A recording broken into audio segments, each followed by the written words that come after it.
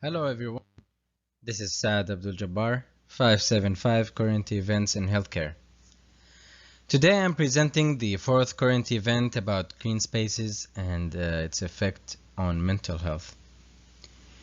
We all have mental health, and it is important to recognize that it is just as important as physical health. It's not only about mental illness or mental disorders. This is just one aspect of a wider context. It's better to think about mental health as being on a scale rather than people being mentally ill or mentally well.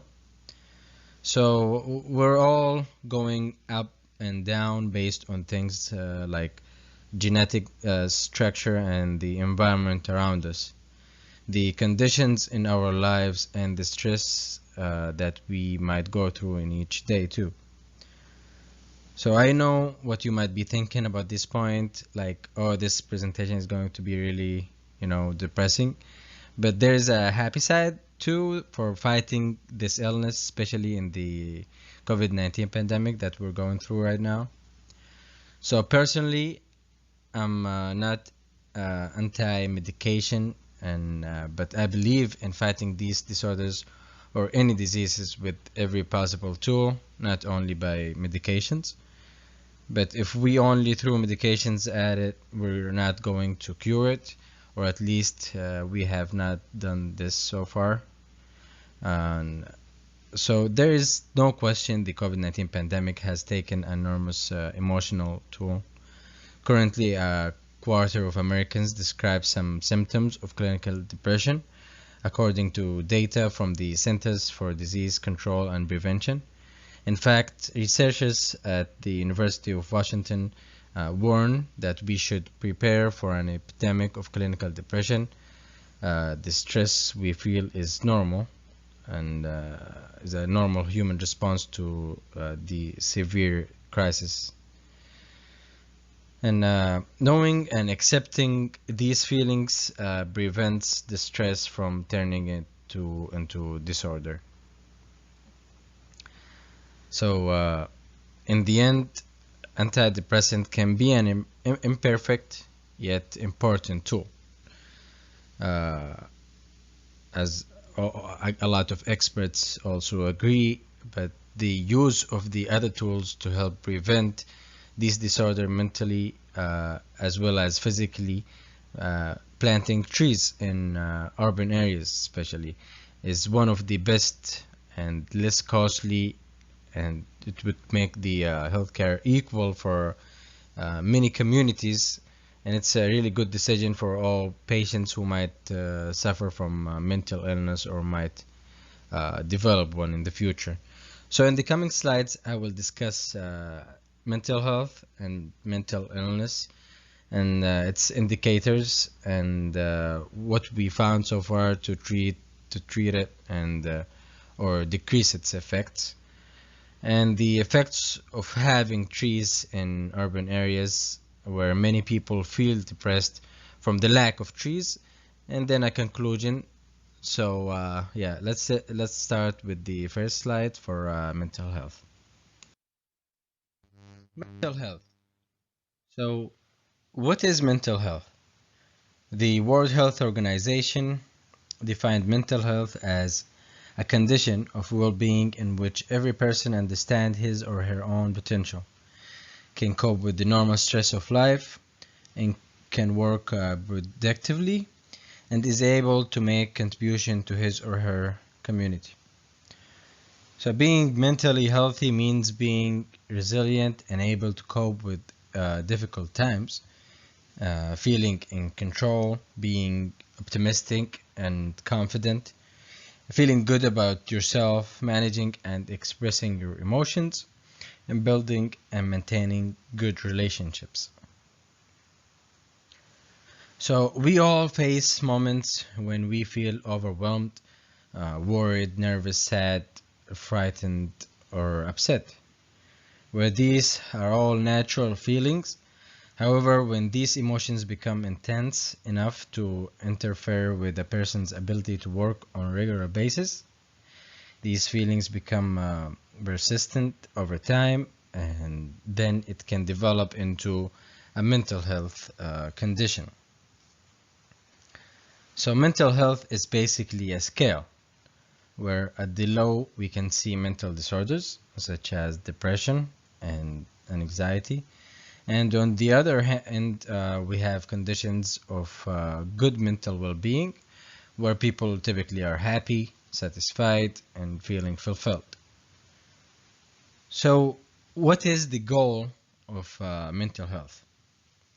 The goal of mental health is to move people up this scale so that they will be able to reach their full potential and live their satisfying lives.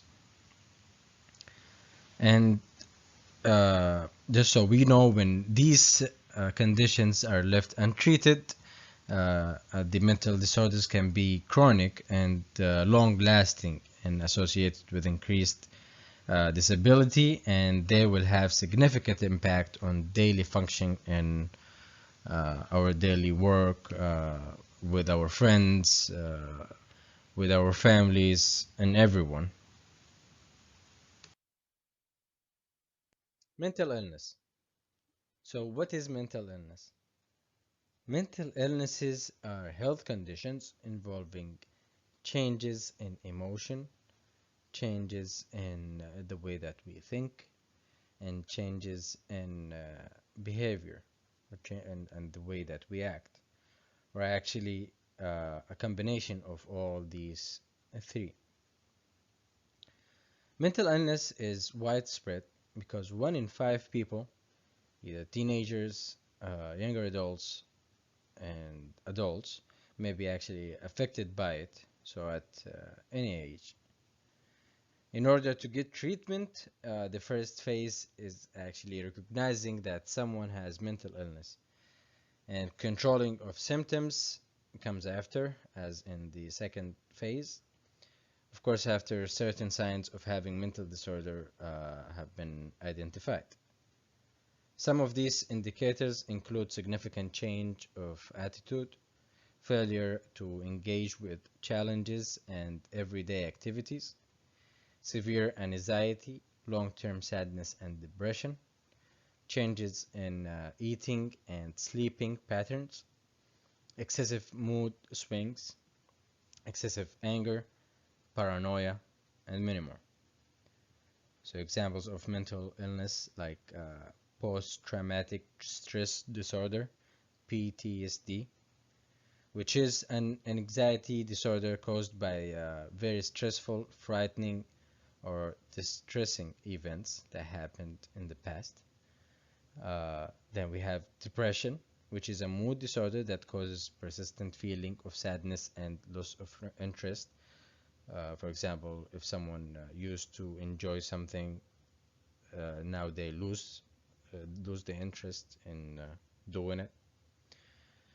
Uh, Bipolar disorder, which is a mental condition that brings extreme high and extreme low moods, combined with change in behavior.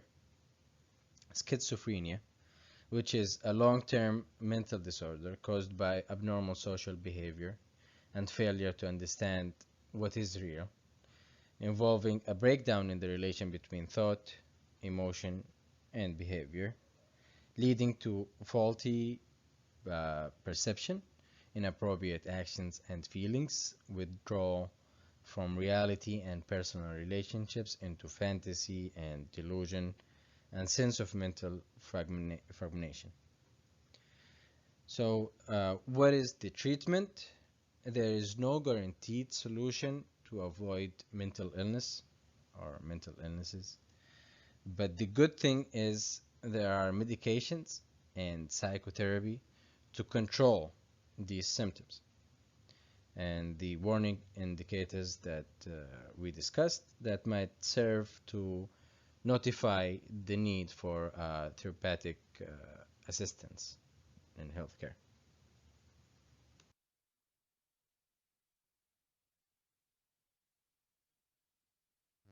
Urban trends.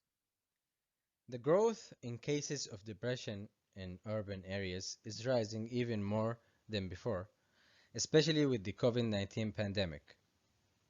The quarantine orders dramatically increased the incidence of depression, which is caused by many factors. One of the factors contributing to the increase of depression in these urban areas is the type of the environment people live in. And there's a research that indicates that urban green areas by or closer to homes play a significant role on people with mental illness, as well as having other factors, of course, known to be associated with depression, such as employment, gender, age, and body weight. The study shown that the street trees indicate shown in decreasing the number of antidepressants prescribed comparing to other non-green areas, as well as reducing the gap in health inequality between economically different social groups. So planning and planting of street trees is known to be conventionally feasible, although this study used self-reported measures.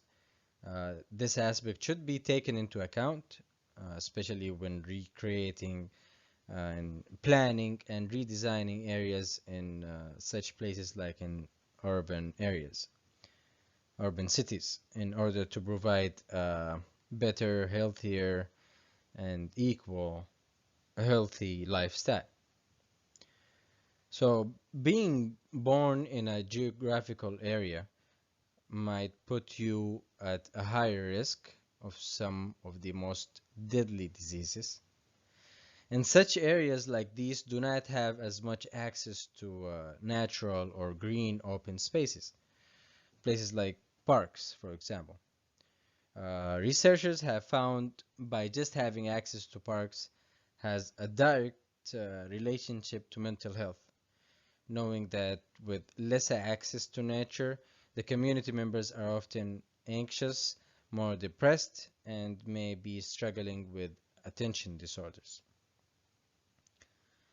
So, if you think about it, how we still have an epidemic of this illness, because we were not actually designed for the like urban lives indoors and the bad environment that we created for ourselves, where the nature helps in clearing all of these bad emissions from cars and factories, and actually the trees would help in creating cleaner air so we can breathe like a cleaner air, where experience changes the brain, and the epidemic of depression, it's actually driven by a greater epidemic of unhealthy experience.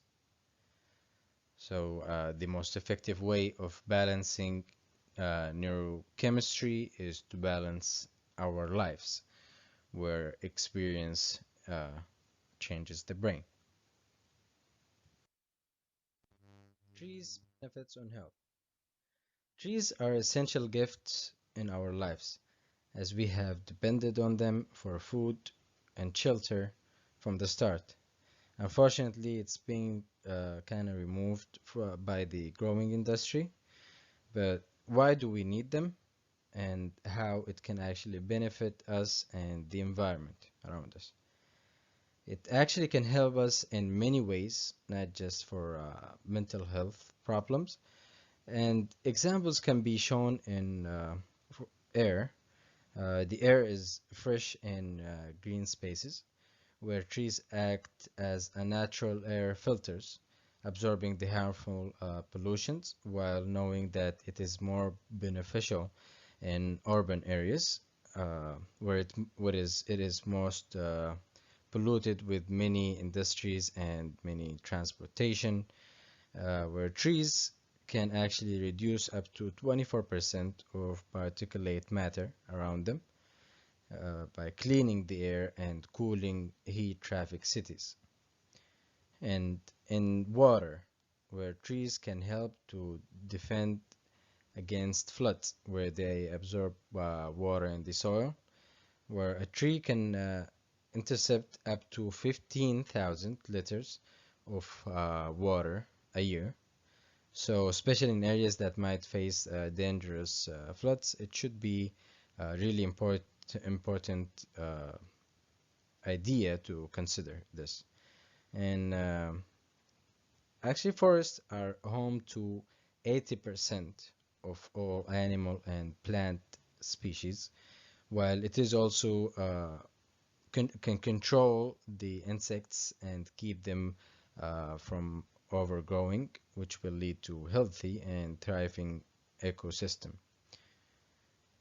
Trees also can help in social impact.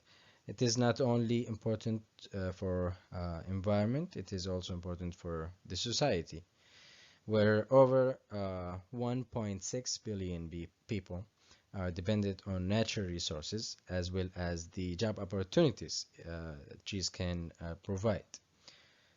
And of course, in health, that's the most important part of the presentation for health physically and mentally, where I discussed how trees found that it can assist in reducing stress and anxiety and protect also skins from harmful solar radiation. It's also shown that it can prevent almost $7 billion in health costs around the United States annually by only filtering the air pollution and improving our mental health. And in the climate, the air filtration is helping the climate overall, where a single tree can actually absorb 48 pounds of CO2, where it is the most effective capture machines that we have available until now. Cost of mental illness therapies and planting trees. So there's no fixed market standard, which means prices will vary widely depending on the location and many other factors. So according to Talkspace and Therapist Directory Good Therapy, mental health services in many communities charge approximately around the $75 to $150 per 45-minute appointment, while knowing that in other places like in New York it might be over $200. So that's just the cost for the mental illness therapy. And for the planting for trees, it depends on the cost of planting a tree. And this cost per tree varies also widely between different locations and reforestation projects. It can go from as little as 10 cents per like each tree to over $20 per tree. So in other words, with $20 you could plant 200 tree, where you could plant one tree depending on the project too. So of course it's not to compare between the two, but just to show the difference in price that could be saved by planting a tree if actually the reduced in antidepressant medications that we did not even talk about how much these drugs would cost in healthcare overall. In the end, there should be more research done on trees and their effect on mental health. Uh, a lot of efforts to increase the number of trees in urban areas and increase the woodlandscapes are actually less expensive than long-term or forever prescribing drugs to reduce the effects of mental health. These studies of getting green spaces have demonstrated the change, such as in fixing mood, reducing blood pressure and heart rate, which can have a significant effect on people's lives even in the short term. And there are communities that are planting trees in such areas that is considered the most polluted or hot areas. So knowing that we all go through ups and downs and changes in mood in our daily activities, and that we go through different circumstances, uh, also the genetic structure and the environment around us, they all play an important role that might affect our mental health. So a small, or even if it was big effort for planting and maintaining green spaces like this and parks shown an important improvement in mental health that can contribute to a better mental health for everyone and equal free service for the planet and the human being. And that's it for the fourth current event. And thank you so much for listening.